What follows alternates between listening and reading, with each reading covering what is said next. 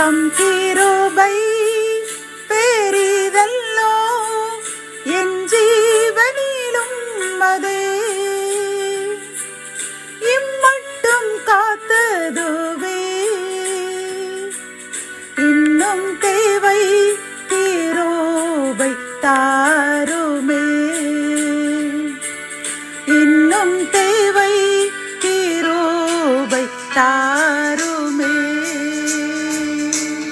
கர்த்தரும் இரட்சகருமாகிய இயேசு கிறிஸ்துவின் ஈடு இணையற்ற நாமத்தில் சேனைகளின் கர்த்தர் ஊழியத்தின் மூலம் இந்த புதிய மாதம் உங்களுக்கும் உங்கள் சந்ததிக்கும் மிகுந்த ஒரு ஆசீர்வாதமான மாதமாக அமையப் போகிறது என்று மனமாற வாழ்த்துகின்றேன். பிரியமானவர்களே, கடந்த 11 மாதமும் நம் தேவன் நம்மையும் நம் சந்ததியையும் எல்லா ஆபத்துக்கள், விபத்துக்கள், நாசமோசங்கள், சதி திட்டங்கள், பிசாசுடைய கிரியைகள், பில்லி சுனியங்கள், மாந்திரங்கள் என்று அனைத்து ஆபத்துகளும் நம்மை வர காத்திருக்கும் பொழுதும் நம் தேவன் நமக்கு துணையாய் நின்று நம்மை நம் சந்ததியும் பாதுகாத்த அந்த கிருபைக்காக கோடி நன்றி கூறுவோம். பிரியமானவர்களே, இந்த புதிய மாதம் நமக்கு ஆசீர்வாதமாக அமைய வேண்டுமானால் கர்த்தர் இந்த சேனைகளின் கர்த்தர் ஊழியத்தின் மூலம் இந்த கிருபையின் வார்த்தையில் நமக்கு என்ன கூறியார் என்று பார்ப்போமா?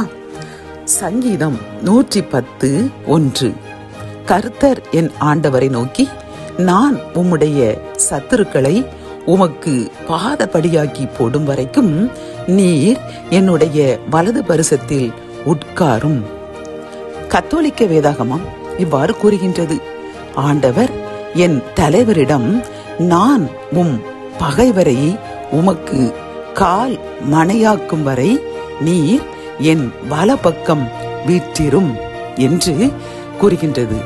இந்த வசனத்தின் மூலம் கர்த்தர் நமக்கு கூறும் ஆலோசனைகளும் அறிவுரையும் என்னவென்றால், நாம் கர்த்தருடைய வலது பரிசத்தில் எப்பொழுதும் உட்கார வேண்டுமாம். அவரை மட்டுமே நம்பி அவருடைய வலது பரிசம். அப்படி என்றால் என்னது? அவரது பாதப்படி. நாம் எப்பொழுதும் கர்த்தரை மட்டுமே நினைத்து ஒவ்வொரு நிமிடமும் கர்த்தரை எப்படி மகிமைப்படுத்த வேண்டும். உதாரணமாக, நாம் ஒரு வேலைக்கு செல்கின்றோம் என்று வைத்துக் கொள்வோம். நாம் என்ன செய்வோம்? நமது எஜமானர்கள், நமது தலைவர்கள் அவர்களை எப்படி மகிமைப்படுத்த வேண்டும், எந்த காரியங்களை செய்தால் அவர்கள் நம்மை நல்ல எண்ணத்துடன் நடத்துவார்கள் என்று அவர்களை பிரியப்படுத்த வேண்டும் என்று ஒவ்வொரு காரியத்தை எடுத்தாலும் இது நமது தலைவருக்கு பிடிக்காது, நமது அதிகாரிகளுக்கு பிடிக்காது, இதை செய்யக்கூடாது என்று நாம் ஞானமாக நடப்போம். பேசும் காரியத்திலோ செய்கைகளிலோ ஞானமாக இருப்போம் அல்லவா? அது உலக பிரகாரமான அந்த ஒரு மனிதரை மகிமைப்படுத்த இவ்வளவு முயற்சிகள் எடுத்துக்கொண்டு இருக்கின்றோமே. ஆனால் நமக்காக யுத்தம் பண்ணி கொண்டு நமக்காக நாம் பாவங்கள் செய்யும் பொழுது கூட இயேசுவானவர் தூயாவை நமக்காக பரிந்து பேசுகிறார்கள். தெரியாமல் என் மகள் இந்த தவறை செய்துவிட்டால், ஆகவே இந்த ஒரு விசை மன்னிங்கள் என்று நமக்காக பரிந்து பேசிக் கொண்டிருக்கின்ற அந்த இயேசுவானவரை நாம் மகிமைப்படுத்த எப்படியெல்லாம் வாழ வேண்டும் என்று நாம் சிந்தித்திருக்கின்றோமா?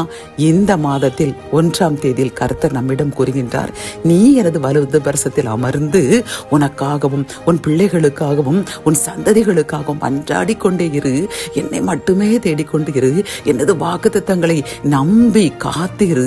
நான் உனது எதிரியை, அதாவது உனது வாக்குத்தத்தங்கள் நிறைவேற விடாமல் தடுக்கின்ற அந்த சாத்தானை கால் அடியில் நசுக்கி போடுவேன், அதுவரை காத்திரு என்று வாக்கு கொடுக்கின்றார். பிரியமானவர்களே, ஆகவே இந்த மாதம் முழுவதும் நாம் கர்த்தருக்கு நன்றி கூறுவோம். அவர் பாதத்தில் அமர்ந்து அவர் என்னென்ன கூறுகின்றார் என்று அவர் விருப்பப்படி நடப்போம். கர்த்தர் நம் எதிரியை தாக்கி எதிரிகளை அழித்து நம்முடைய வாக்குத்தத்தத்தை நிறைவேற்றி நம்மையும் நம் சந்ததியும் ஆசீர்வதிப்பார்.